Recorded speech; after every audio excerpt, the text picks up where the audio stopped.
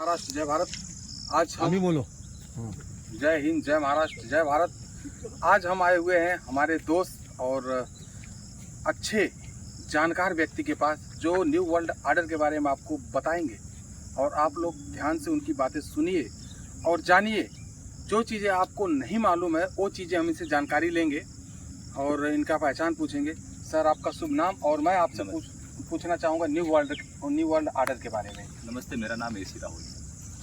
मैं मुंबई का निवासी हूँ, ठाणे जिले से। जैसे आपने मुझे प्रश्न किया न्यू वर्ल्ड ऑर्डर, ये न्यू वर्ल्ड ऑर्डर जो एजेंडा है ये हमारे देश के सभी नागरिकों को समझना चाहिए। जैसे कि विश्व षड्यंत्र चल रहा है, एजेंडा 2030 में इनको जो न्यू वर्ल्ड ऑर्डर मतलब सरकार को लाना है, ये सिर्फ हमारे भारत में नहीं है, ये विश्व भर में ये इस चीज़ को ऑर्गेनाइज करने वाले हैं कि 2030 में इन्होंने एक एजेंडा सेट किया है कि हमारे देश की जो पॉपुलेशन है वो पॉपुलेशन हम कैसे कम करें।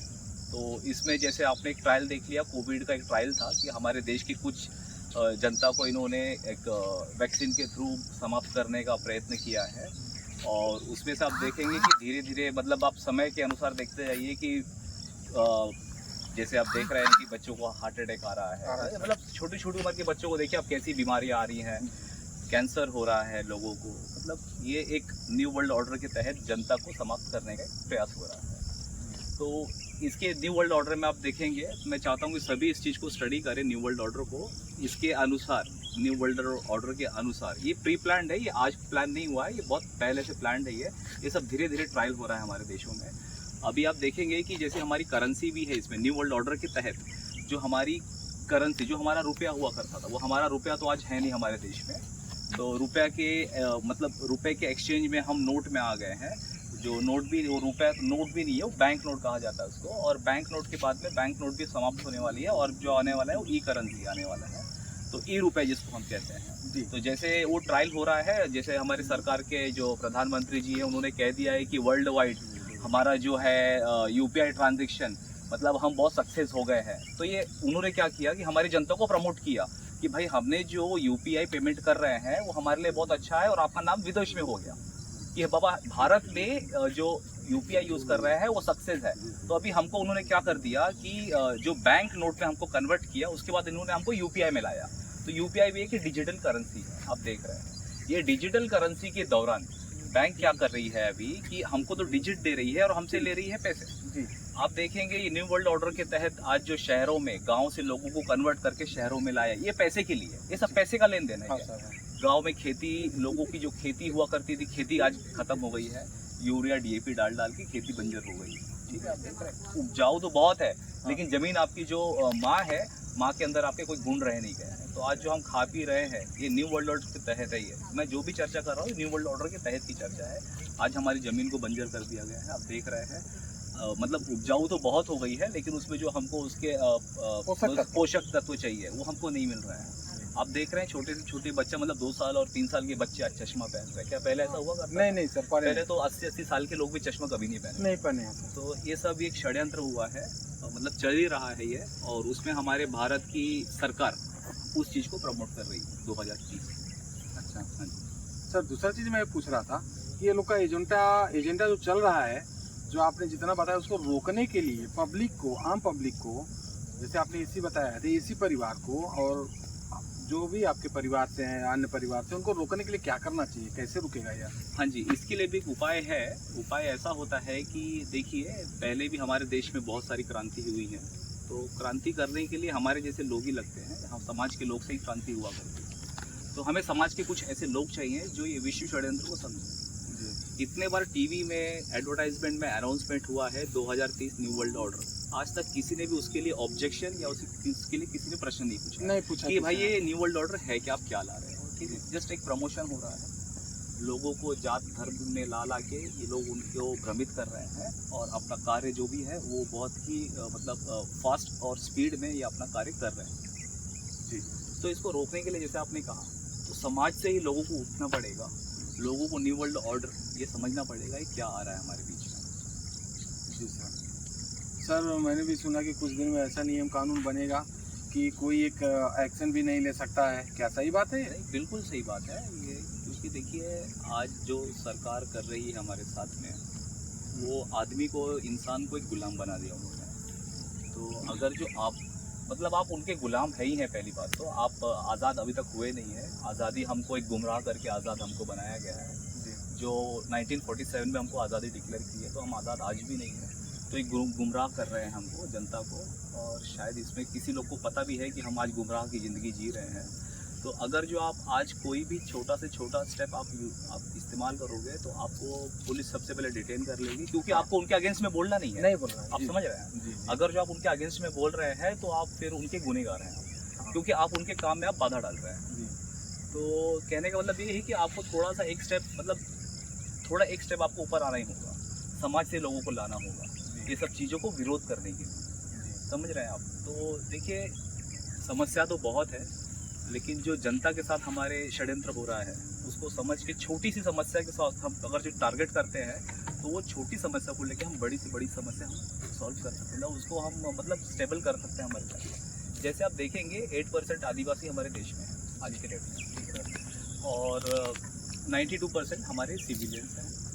तो मतलब वो एक पार्ट होता है जुडिशियल नॉन जुडिशियल का। आदिवासियों को सुप्रीम कोर्ट ने ऑलरेडी उसमें ऑर्डर सुप्रीम कोर्ट का है कि जो आदिवासी परिवार होता है वो नॉन जुडिशियल होता है, ठीक है। अगर जो आप इसके तहत आप देखेंगे तो उनको टारगेट कर रहे हैं। अभी आप देखेंगे झारखंड, छत्तीसगढ़, उड़ीसा, यहाँ के आदिवासी लोगों को नक्सलवादी करके मारा जा रहा है सर। उनका घर तोड़ दिया जा रहा है, उसके बारे में सर रोकने के लिए कौन सा रास्ता, क्या सुप्रीम कोर्ट सुनेगा उसके बारे में? हाँ जी, मैं उसके लिए बता रहा हूँ आपको। मैं एक चीज़ और ऐड करना चाह रहा था आपके इसमें कि क्या नक्सलवादी यही एरिया से पैदा होते हैं?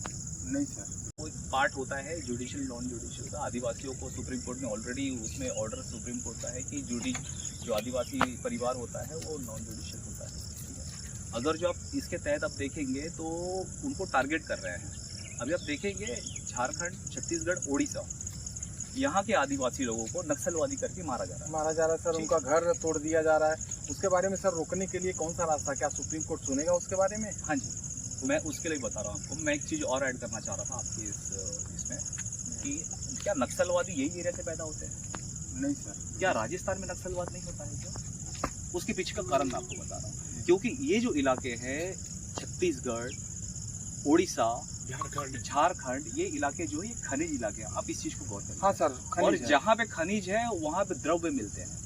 तो सरकार वो जगह क्या कर रही है, हमारे आदिवासी भाइयों से छीन के और उसमें बड़े बड़े उद्योगपति का राज करवा रही है। जो खनिज उसमें मिलेगा वो उनका हो जाता है, और वो जब उसका विरोध हमारे आदिवासी भाई करते हैं तो उनको वही एक नक्सलवाद का एक ही नाम है, वही नाम देके उनके ऊपर वो लोग उनको डिटेन कर देंगे या उनका इनकाउंटर करवा देंगे। तो ये सब चीजें सरकार हमारी करवा रही है। तो क्या राजस्थान में, सुनिएगा, क्या राजस्थान में नक्सलवाद नहीं है? क्योंकि वहाँ पे खनिज नहीं है। आप इस चीज को गौर करिए। हाँ। राजस्थान को पहले से बंजर कहा गया, रेतीला एरिया है। तो वहाँ पे जब सरकार को कुछ मिलने वाला नहीं है तो वहाँ पे नक्सलवाद नहीं है। नहीं है, बिल्कुल नहीं है। इस एरिया में क्यों नक्सलवाद है? उस एरिया में खनिज है सर। आप समझिए चीज, खनिज को हाँ कंपनियों को हायर कर रही है, इसके लिए वो ऐसा कर रही है। बिल्कुल सही है। तो ये चीज़ों को देखिए, सबको समझना होगा और इसी सब चीज़ों को लेके आगे चलना होगा, क्योंकि देश बचाना है तो क्रांति तो करनी चाहिए। तो सर मैं ये बोल रहा हूँ, क्रांति का मतलब है कि डॉक्यूमेंट क्रांति करनी पड़ेगी, सुप्रीम कोर्ट जाना पड़ेगा।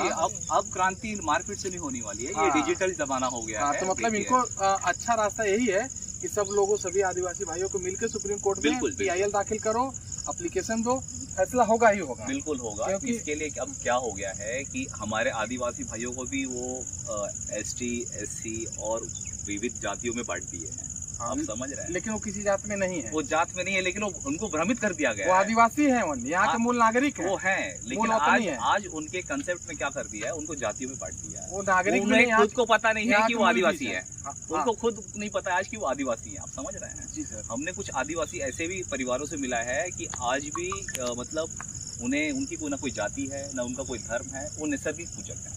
हाँ, तो वो होते हैं आदिवासी। अब हमारे पास भी, हम भी एक आदिवासी हैं। हाँ। लेकिन हमें आज डिजिटल रूप में कन्वर्ट कर दिया गया है। हम भी तो आदिवासी हैं। हाँ जी, नहीं तो हम सब एक्चुअली हम यहाँ के मूल मालिक हैं। हाँ। लेकिन हमको इन्होंने क्या कर दिया, आपका प्रमाण पत्र बना दिया, जन्म पत्र बना दिया, आपको जाति में बांट दिया और आपको गुमराह कर दिया। जैसे मतलब 100% से अब हम 8% में इसके लिए आ गए हैं। हाँ, सही बात है सर, ये बात सही आपकी है। आने वाले समय में हमें भी बांट दिया गया था, लेकिन हम अपने घर में वापस आ गए और ऐसी भारत सरकार के लिए हम आदिम जाति आदिवासी हैं और आदिवासी भाइयों के लिए बहुत परेशान रहते हैं। जो भी घर तोड़ा जाता है बहुत तकलीफ होती है। बस उसका हम यही बताएंगे कि जो हमारे भाई ने बताया, आदिम जाति आदिवासी ने एकदम उच्च विचार है कि आप सुप्रीम कोर्ट का रास्ता देखिए, सुप्रीम कोर्ट में PIL डालिए, सब लोग मिल के वहाँ लिखित दीजिए, तो ही सर निवारण हो सकता है ना। कुछ स्टेप मिल सकता है, रुक सकता है, दूसरा रास्ता नहीं है, क्योंकि ये जजमेंट सुप्रीम कोर्ट का ही है। दूसरा रास्ता सर, आप अगर उनसे झगड़ा करेंगे तो नक्सलवादी साबित करते नहीं नहीं नहीं, देखिए मैंने आपको इसीलिए पहले एक चीज ऐड की मैंने कि ये जमाना जो है वो तलवार और बंदूक चलाने जमाना नहीं रह गया। जी सर, ठीक है, यहाँ पे अगर जो आपको चीजें करनी है तो बाबा साहब अम्बेडकर जी का एक ही चीज है कि आपको पेपर और पेन लेकर आपको लड़ना है। हाँ, ये क्रांति, अभी डिजिटल क्रांति जब आएगी, ये सिर्फ पेपर से ही क्रांति आने वाली है। यहाँ पे सुनवाई उसकी होगी जिसको नॉलेज है और जो आगे पेपर से फाइट कर पाएगा। अगर जो आप एक तलवार लेके आप फाइट करने जाओगे तो आपको वही किया जाएगा जो दूसरे के पास नक्सलवादी साबित कर दिया जाएगा, मार दिया जाएगा, आपको खत्म कर दिया जाएगा। इसलिए हमारे सभी भाइयों से निवेदन है कि जो हमारे बड़े भाई ने, हमारे दादा ने अभी बताया है, उस बात को ध्यान दीजिए। और आप लोग का घर तोड़ा जा रहा है, जमीनें जा रही हैं, तो आप लोग उसके पहले जब आपको सूचित, वैसे भी खबर उड़ते उड़ते मिल जाती है कि साल 2 साल में यहाँ टूटने वाला है, तो आपको जब साल भर 2 साल का समय मिल जाता है या किसी एरिया मिल रहा है तो आप सुप्रीम कोर्ट में PIL दाखिल कर दीजिए कि सर यहाँ पे ऐसे ऐसे है। और सर दूसरी बात, उनका कोई पेपर नहीं है हमारे आदिवासी भाइयों का, ना घर का पेपर है ना जमीन का पेपर है, क्योंकि वो बनवाते नहीं। जब यहाँ के मूल हैं तो किससे पेपर बनवाएंगे? उस बात पर वो लोग पेपर मांगते हैं और नहीं पेपर आता है तो सर ऐसी ऐसी हमारी बहनें रोती हैं, घर तोड़ा जाता है, बहुत तकलीफ होता है। बस लेकिन आपकी तरफ से और हमारी तरफ से भी यही जानकारी दी जाती है कि आप लोग सुप्रीम कोर्ट में PIL दाखिल करिए। हाँ जी, आपकी बात भले कोई नहीं सुनेगा, लेकिन हमारे पास लास्ट एक दरवाजा होता है, वो सुप्रीम कोर्ट का होता है और सुप्रीम कोर्ट जरूर सुनेगा, सहायता करता है। जी जी, बहुत बहुत धन्यवाद और जय जोहार, जय आदिवासी, स्वकर्ता पितु की।